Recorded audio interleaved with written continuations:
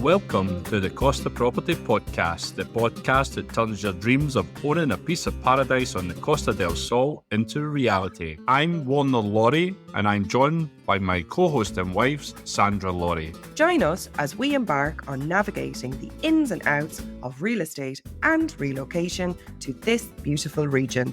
We're not just about market trends, we're about sharing real-life experiences, because we know the struggle firsthand, and I've helped many people navigate this challenge also. If you're dreaming of your perfect Costa del Sol home and want to get real, no-frills, expert advice, then you're absolutely in the right place. Join us each week as we share honest insights and information that will guide your journey. You've got the dream to move to Spain, live in the sun, work from anywhere. But how do you actually make that remote work life happen? And what does it really take to succeed here? As of March 2025, nearly 3 million foreign workers are registered with Spain's social security system, making up 13.9% of the total workforce. The trend is growing, especially here in Malaga, and we've welcomed more and more remote workers, digital nomads, and lifestyle chasers. In this episode, I'm joined by somebody who's been living and breathing remote first life for over 25 years. Maya Middlemiss, founder of Remote Work Europe. She's helped individuals, teams, and global businesses rethink the future of work, and she now calls Valencia home. We'll explore what working remotely from Spain really looks like, from navigating red tape and self-employment setups to finding meaningful communities and building a life that feels like your own. If you've been asking yourself, could I make this work for me? Could I enjoy this remote work life? This is your episode. So my one question that I always get asked from our listeners who are either people intending to buy a property in Spain or they want to move and relocate their life to Spain is, how could they expect to earn money if they were working remotely and self-employed? What type of work could they expect to do? They're always curious about that question. It's often the question people ask me, and I tend to flip it back and say, well, what do you do? Unless it's very specific kinds of surgery or personal services or something, it's unlikely to be something that couldn't be done remotely at all. So start where you are and build from there, not least because getting hired to work remotely is difficult. It's incredibly competitive. When you think if somebody can hire the best person in the world, then they're not going to hire you to do just anything. They're going to hire you because it's an absolute fit. And when you find that absolute fit, it's a magic. It's amazing. And we will certainly do whatever we can to help you find that. But it's definitely, you have to start with what you already have: proven experience, qualifications, a track record in. You have to start building your online profile to completely demonstrate and reinforce that, everything from your CV to your LinkedIn, even to your other social media, because they are sure as hell going to Google you. All the trust factors that go with not actually being in a room and being able to have the same kind of face-to-face instincts about people are really important in the hiring process. And the soft skills as well. You need to start demonstrating that you can communicate, that you're punctual, that you're reliable, that you're consistent, that you're good with your word, that you are a good team player. All these things somehow you have to demonstrate to a potential employer, and it's not easy. There are things you can learn to do, but you definitely should lean into what you can already prove that you have done, and really think about what you've done, not what you want to do, not what you think you're good at. What can you show?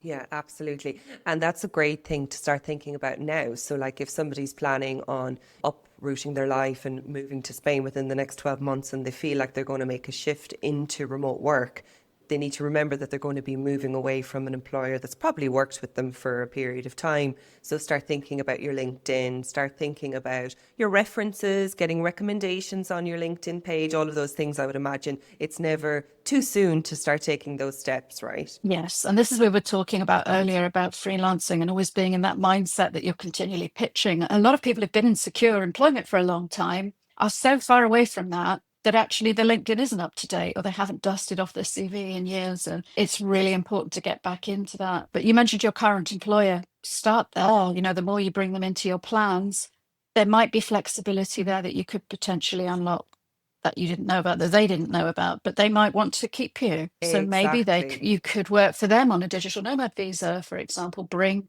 an income from somewhere outside of Spain to Spain, you can often have a very good lifestyle for yourself. Or if they reckon it's really incompatible with their model of business, maybe you could freelance for them. Maybe you could contract to them. It de-risks it for them. To an extent, it de-risks it for you. It means you've got to go a different route on the visa front, but it ultimately gives you more flexibility when you're here, that they can see some way to modify what you're doing, that they could recommend you to somebody. If you have a good relationship with your existing employer, I would definitely, that's your first conversation. And ultimately, they're the ones who are going to lose you if you can't figure it out. That's fantastic advice, because often I think people assume because they're changing their plan that they have to be secretive and not maybe disclose that to their employer. But what I hear from you is actually, in your experience and through the work that you do and with your community, it's better to involve your employer earlier. Yeah, it's always, would say it depends. There might be some situations where you know that your plans would be an absolute deal breaker and you have to be quite stealthy about them initially, at least. Or if it's not very firm and you're just being exploratory, you don't want to be in that next round of layoffs just because they think you're 1 foot out the door already. So I would caveat that advice very much with depending on your current relationship with your manager. But, you know, in an ideal world, you'll either be looking to leave anyway, if it's really that lack of trust and understanding and support. But ideally, if you would want to go on working with them, then definitely start with talking to them about it and build a case. And it's, you know, that's some of the work that I do one-to-one with people. I've done like a full remote clarity day just on building that case and really thinking through their potential objections. What do you need to know? What do you need to know? So they take you seriously, that you've done your homework, that you actually mean it about this. There are tools that cover the whole kind of workation compliance side of things. So it might be that you can't move to Spain, but you could actually spend 3 months twice a year and still retain your UK employment contract and everything that goes with it and still be compliant for your employer. Might not work, depends on what work you do. So there's all sorts of different approaches, including things like employers of record. So it's all figure outable if people want to stay working together one way or another. That's really insightful, because that's probably not something I would have naturally thought about. So I think that's great advice for people when they're starting to think about their next step. Yeah, well, your manager might not have thought about it either. You do the homework for them. It's just easier for everybody. Amazing. I also get a lot of questions around like legal or logistical things, and it's never something that I really advise on because I'm not the expert in that space.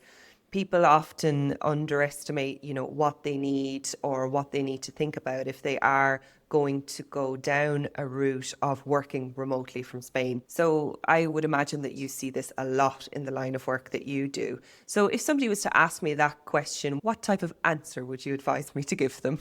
Well, I would start with exactly the same caveat as you, that I'm not a tax advisor, legal advisor, compliance officer. You know, all of this is information that you can take and go and find out or figure out who you need to talk to get that legal advice. And bear in mind that that advice in Spain might not be regulated and indemnified the same way as you expect in the UK. You know, good luck trying to sue your gestor for something wrong that they said 5 years ago. So not going to happen. So you need to do a lot of research. You need to be prepared to dig in. That bitter edge of that laugh there. Yes, you know, we've all been here a while. We know how it works. But then you get people coming along saying, well, somebody told me. You do need to pay for advice. Ultimately, you need advice because that advisor's using their professional expertise and they're putting that reputation against that advice. So ultimately, anything you get that's saying generally, whether it's a book or an article or a podcast or whatever, that is content, that is information, but it's not advice for you. So ultimately you need to get advice for you, which you can have written, you can refer and you keep it, even if, you know, in 20 years time when you're trying to access that bit of pension you thought you had in that country you haven't lived in for so long, you need all of that documentation. And so I would say start with your plan, with what you want, start gathering information. Everybody on Facebook is apparently a tax advisor or an immigration lawyer, or they know somebody who did this or got away with the other. Treat all of that with exactly the seriousness it deserves, but look for patterns, look for consistent advice, recommendations of who to actually talk to help you, who are recommended people to guide you through these various processes, depending on where you're starting from. Be prepared to pay for that advice and then follow it and look after it. The professionals have studied the range of possible answers. People are very good at giving you very sweeping, like, oh, don't be autonomous, it's awful, you know, but well, actually it works very well for millions of people, Spanish and immigrants.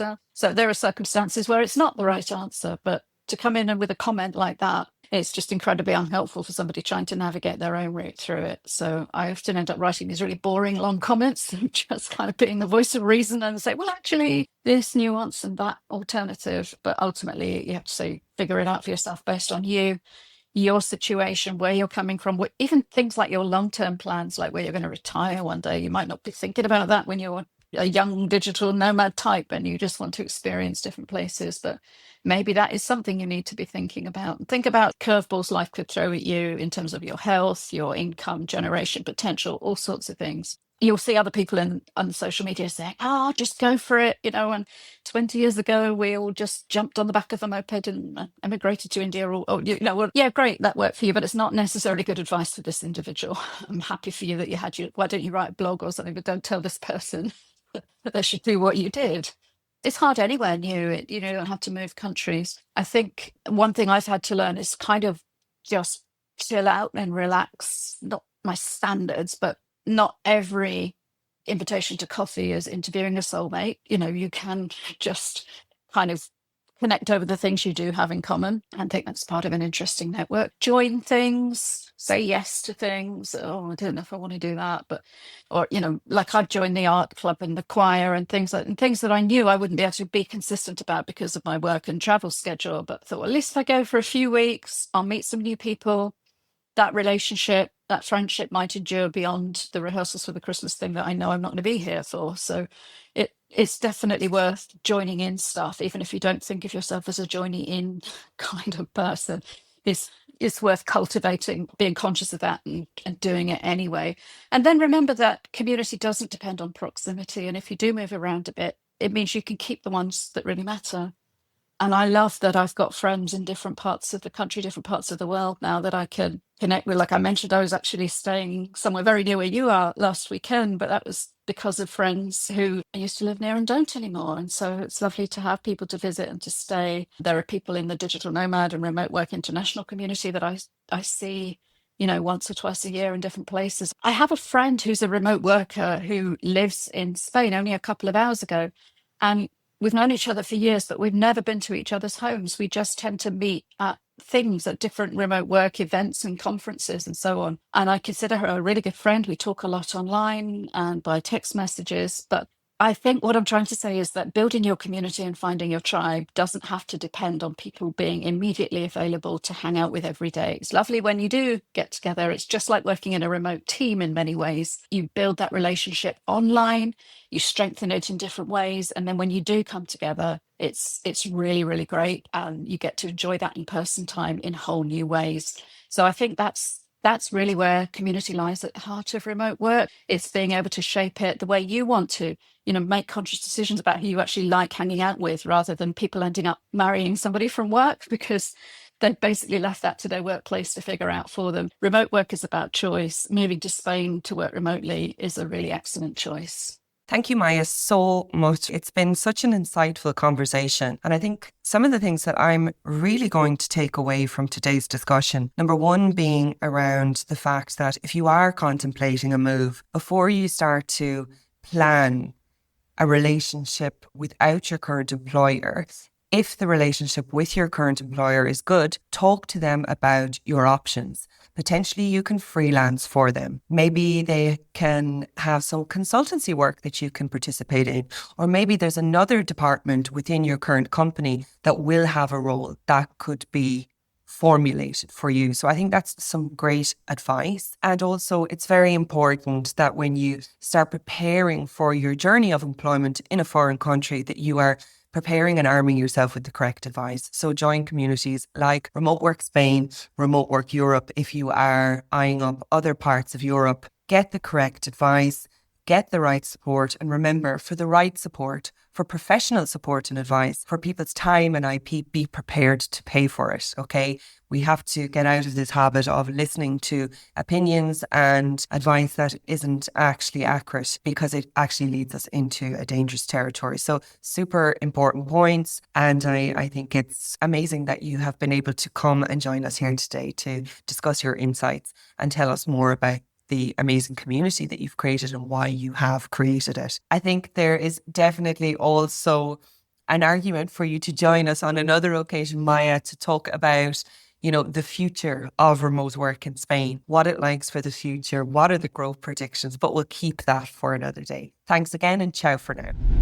So if you're already in Spain or planning your move and want to make remote work for you, check out Maya's community at Remote Work Europe. And of course, if you're still exploring where to live and want expert, honest advice about buying property or relocating to the Costa del Sol, I'm always here to help. I've also popped the link in the show notes here to listen to episode 54 of the Costa Property Podcast, the most underrated town on the Costa del Sol, why we choose Benalmádena, to find out why Benalmádena could be the best spot for you also as a remote worker. Thank you so much for listening into today's episode on the Costa Property Podcast. Another fantastic episode learning about the highs and lows of relocating to the Costa del Sol from real people who have been through the journey themselves and, of course, our wonderful experts. If you have been enjoying the show so far, remember to hit subscribe to the podcast and leave a rating or review. We absolutely love hearing your thoughts. Please send any questions that you would like us to answer on the show to warner@wlcostaproperties.net, or you can pop us a message on our socials, which are in the show notes. Remember, you can also visit the website www.wlcostaproperties.net. See you on the next episode, and bye for now. Bye-bye.